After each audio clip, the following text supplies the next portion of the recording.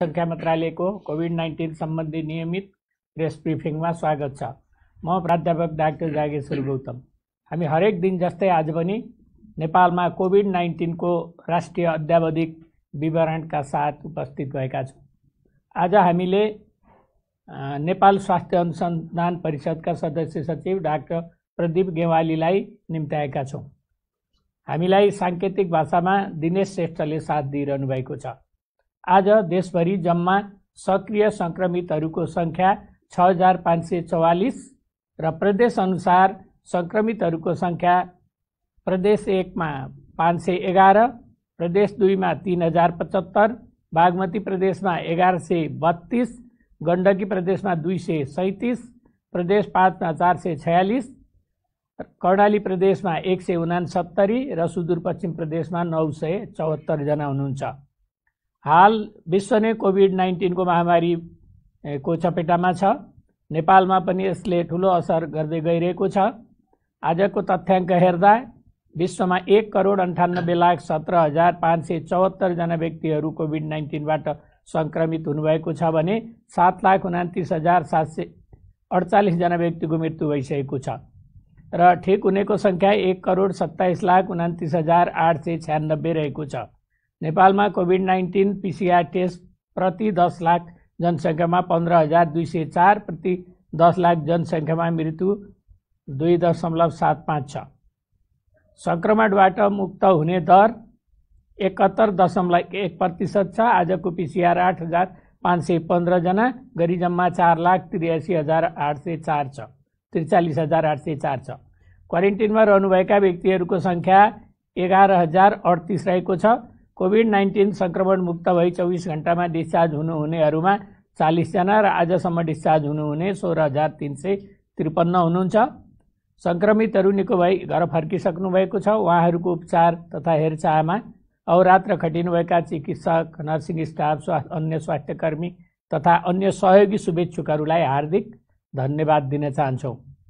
र हामीलाई 2वटा कल सेन्टरबाट 805 व्यक्तिले कल गर्नुभएको छ। नेपाल सरकार स्वास्थ्य तथा जनसङ्ख्या मन्त्रालयको मोबाइल एप हाम्रो स्वास्थ्य डाउनलोड गर्नेको संख्या पनि 1,66,280 रहेको छ। र अब म कोभिड-19 संक्रमितहरूको चाहिँ प्रयोगशाला परीक्षणको विवरण प्रस्तुत गर्न गइरहेको छु।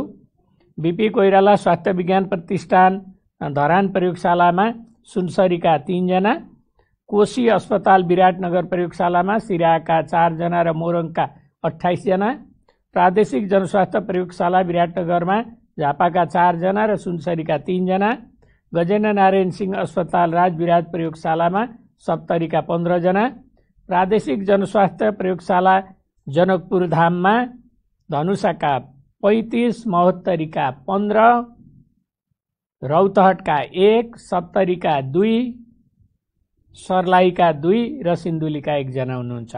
नारायणी अस्पताल वीरगञ्ज प्रयोगशालामा बाराका 3 जना, सर्लाहीका 1 जना र पर्साका 71 जना हुनुहुन्छ। राष्ट्रिय जनस्वास्थ्य प्रयोगशाला टेकुमा काठमाडौँका 44 जना, ललितपुरका 1 जना र नुवाकोटका 3 जना हुनुहुन्छ।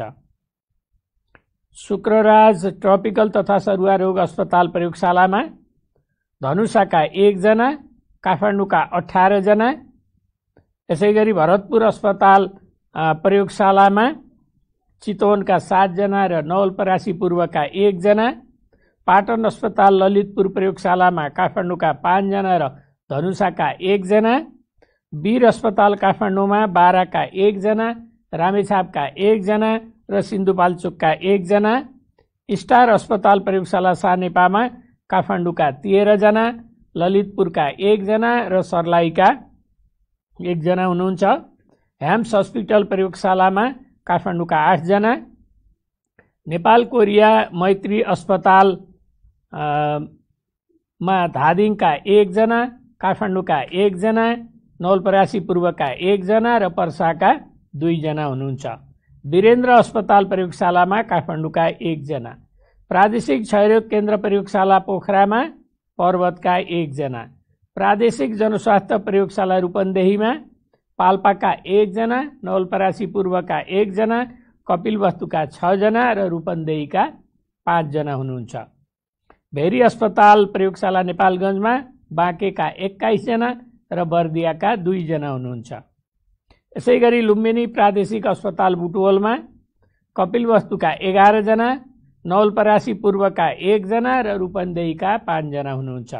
राप्ती स्वास्थ्य विज्ञान प्रतिष्ठान दाङ प्रयोगशालामा दाङका 4 जना, सुर्खेत प्रादेशिक अस्पताल पशुपक्षी रोग अन्वेषण प्रयोगशाला सुर्खेतमा दैलेखका 1 जना र सुर्खेतका 2 जना र कर्णाली स्वास्थ्य विज्ञान प्रतिष्ठान जुम्लाका 4 जना र कालीकोटका 2 जना।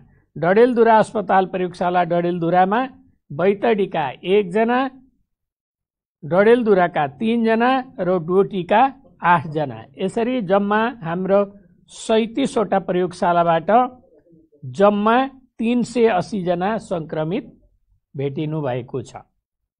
र म प्रादेशिक विवरण पनि प्रस्तुत गर्न चाहन्छु।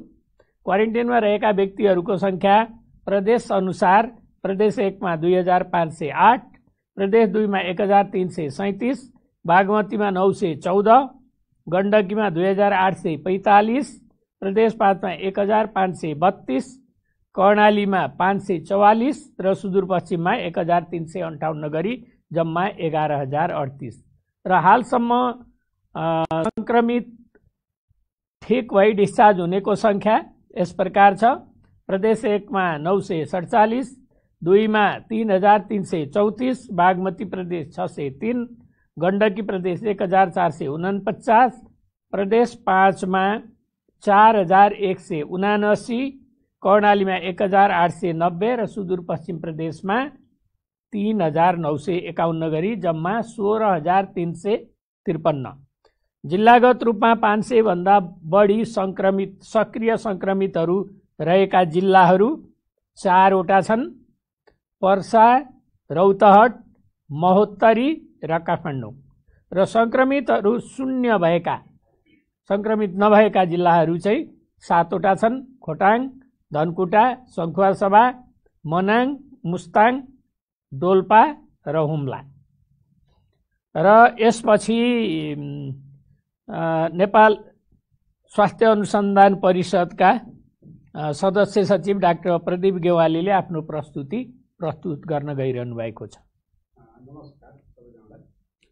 आज म नेपाल स्वास्थ्य अनुसन्धान परिषदले भर्खरै सम्पन्न गरेको जनस्वास्थ्यसँग सम्बन्धित मापदण्डको जुन नेपाल सरकारले अवधारणा चाहिँ पत्र बनाएको छ, त्यसको आधारमा गरेको एउटा निष्कर्ष निस्केको छ। त्यो रिजल्ट बारेमा सुनाउन चाहन्छु।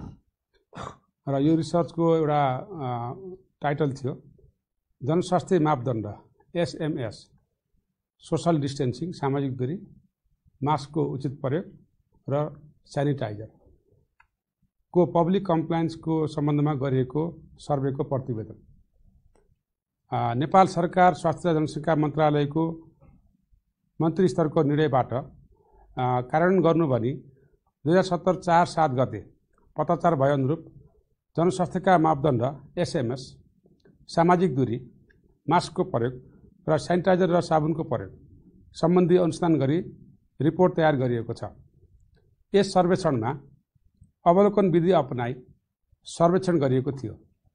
उक्त सर्वेक्षण व्यक्तिगत तह र संस्थागत तहमा गरी 2 तहमा गरिएको थियो। यस सर्वेक्षण गर्नको लागि स्वास्थ्य जनसङ्ख्या मन्त्रालय स्वास्थ्य आपतकालीन कार्य सञ्चालन केन्द्र HUSC बाट मिति 2070 साल 4 महिना 7 गते पत्र प्राप्त भई सो कार्य गर्न अनुसन्धान टोली नेपाल स्वास्थ्य अनुसन्धान परिषदले 2070 4/8 मा गठन गरी मिति 2070 4/9 गते नै अनुसन्धान प्रक्रिया सुरु गरिएको थियो। परिषदको इथिकल रिभ्यू बोर्ड, जुन चाहिँ इथिकल रिभ्यू बोर्डले कुनै पनि रिसर्चको इथिक्स सम्बन्धी कामहरू हेर्छ मा प्रपोजल पेश गरी 2070 4/19 गते मा स्वीकृति प्राप्त गरी 2070 4/21 मा तथ्याङ्क सङ्कलन गर्न आवश्यक दक्ष जनशक्ति खटाइएको थियो र उक्त रिसर्च 2 दिनसम्म हामीले गरेका थियौँ। सो सम्बन्धमा प्राप्त भएको तथ्याङ्कलाई विश्लेषण गरी सोको अन्तिम प्रतिवेदन स्वास्थ्य जनसङ्ख्या मन्त्रालयमा मिति 2017 4/25 गते पेश गरिएको थियो। उक्त अध्ययन प्रतिवेदन तयार गर्ने सिलसिलामा नेपाल स्वास्थ्य अनुसन्धान परिषदबाट 6 जनाको विज्ञ समूह गठन गरिएको थियो र तथ्याङ्क सङ्कलनका लागि 39 जना दक्ष जनशक्तिहरूलाई 2 दिनसम्म तालिम दिई परिचालन गरिएको थियो। यस सर्वेक्षण काठमाडौँ उपत्यकाभित्र पर्ने 23 वटा सार्वजनिक स्थलहरूमा गरिएको थियो। सार्वजनिक स्थलहरू जस्तै तरकारी बजार, सपिङ मल, सरकारी र निजी अस्पतालहरू, बैंक, मालपोत कार्यालय, मठ मन्दिर, सार्वजनिक यातायात र होटलहरूमा अवलोकन चेकलिस्टहरूबाट तथ्याङ्क सङ्कलन गरिएको थियो। यो चाहिँ अब्जर्भेसन स्टडी हो। हामीले अवलोकन प्रक्रिया अपनाएका थियौँ। व्यक्तिगत तहमा व्यक्तिहरूले मास्क लगाएको नलगाएको, मास्कको विभिन्न प्रकारहरूमध्ये कस्तो खालको मास्क लगाएको र मास्क लगाउने तरिकाको बारेमा अवलोकन गरिएको थियो। व्यक्तिगत तहमा जम्मा 4502 जनामा अवलोकन गर्दा मास्क लगाउनेको 72.1% रहेको थियो भने नलगाउनेको सङ्ख्या 27.1% रहेको थियो। मास्क लगाउने मध्येमा पनि कपडाको मास्क लगाउनेको सङ्ख्या 15.8% थियो। त्यसैगरी सार्वजनिक स्थलहरूमा जम्मा 2703 जना मध्ये सही तरिकाले मास्क लगाउनेको सङ्ख्या 72.66% थियो भने नाकमुनि वा चिउँडोमा मास्क लगाउने, घाँटीमा मास्क झुन्ड्याउने, मास्क हातमा झुन्ड्याउने, मास्कको कडा भागलाई नाकको आकारमा नथिचेर लगाउनेको सङ्ख्या 27.34% रहेको थियो। त्यस्तै गरी संस्थागत तहहरू जस्तै तरकारी बजार, मल, बैंक, मालपोत कार्यालय, मठ मन्दिर र होटलहरूमा अवलोकन गर्दा कम स्थलमा मात्र सार्वजनिक दूरीको भनेको 2 मिटर भन्दा कमको लागि मार्किङ कायम गरेको थियो र मास्क मार्किङ गरे तापनि 31.25% स्थलमा मात्र सामाजिक दूरीको नियम पालना गरिएको थियो। त्यसैगरी साबुन पानी र सेनिटाइजरको व्यवस्था भने लगभग 60% स्थलहरूमा मात्रै उपलब्ध थियो।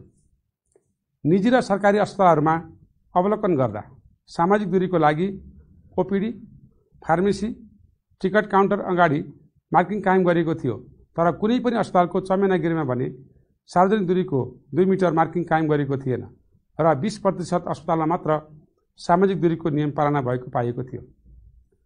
30 वटा सार्वजनिक यातायातमा अवलोकन गर्दा 50% भन्दा कम यातायातमा मात्र एउटा सिटमा 1 जना मात्र बस्ने व्यवस्था मिलाइएको थियो र 1 सिट छोडेर अर्को सिटमा मात्र यात्रु बस्ने नियम पालना भएको थियो र सेनिटाइजरको व्यवस्था गरिएको थियो।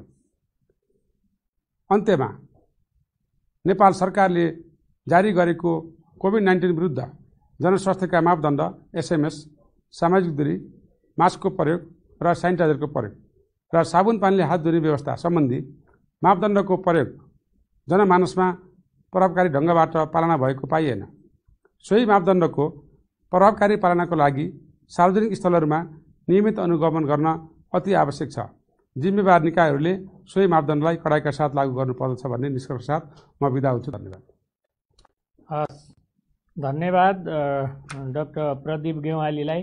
बहुत उपयोगी अध्ययनको फाइन्डिङका साथ उपस्थित हुनुभयो, प्रश्न पारिदिनु भयो। म स्वास्थ्य तथा जनसङ्ख्या मन्त्रालयको तर्फबाट धन्यवाद दिन चाहन्छु र आजको अनुरोध जानकारी छ, यो कुरा चाहिँ प्रस्तुत गर्न गइरहेको छु।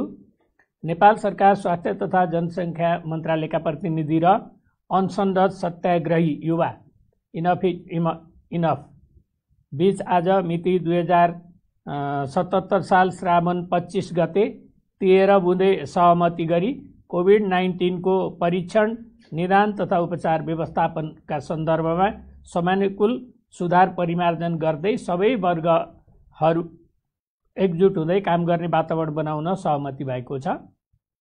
औषधि व्यवस्था विभाग र राष्ट्रिय स्वास्थ्य अनुसन्धान परिषदले कोभिड-19 उपचारका लागि परीक्षणका क्रममा केही सफलता पाएका रेमडेसिभिर तथा जस्ता औषधि परीक्षणका रूपमा नेपालमा परीक्षण प्रयोग गरी उपचारलाई सहजीकरण गर्ने गरी प्रक्रियाहरू अगाडि बढाइएका छन्। केही सञ्चार माध्यमहरूले अस्पतालमा उपचाररत बिरामीहरूको व्यक्तिगत विवरण सार्वजनिक भएको गुनासोहरू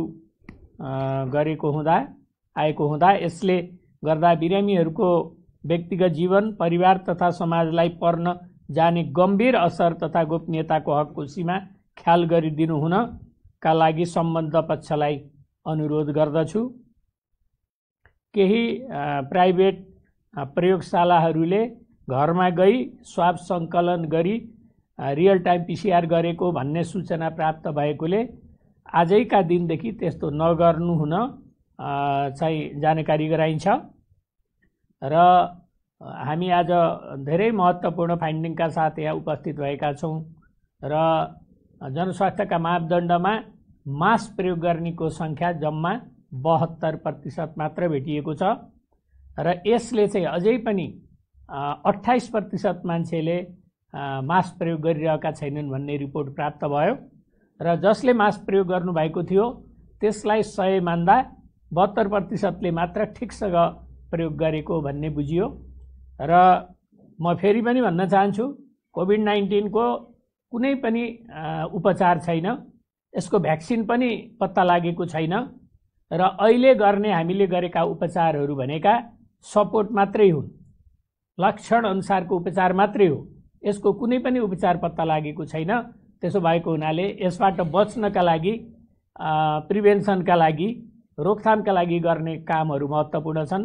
त्यसकारण म फेरि पनि यहाँबाट भन्न चाहन्छु, सबैले अति आवश्यक नपरी घरबाट ननिस्कौँ, कम्तीमा 2 मिटरको दूरी कायम गरौँ, मास्क राम्रोसँग लगाऊँ र सेनिटाइजेसन, हात धुने र सेनिटाइजरको प्रयोग गर्ने गरौँ।